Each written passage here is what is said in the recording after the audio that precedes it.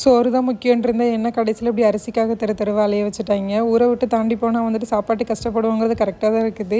எல்லா அரிசி கிடைக்கும், ஆனால் நம்ம ஊர் அரிசி மட்டும் கிடைக்க மாட்டேங்குது. ஸோ அதனால வந்துட்டு நம்ம ஊர் சாப்பாடு அரிசியை தேடி வந்துட்டு போயிட்டுருக்கேன். ஸோ நான் முதல்ல காமிச்சது வந்துட்டு சைனீஸ் டெம்பிள்.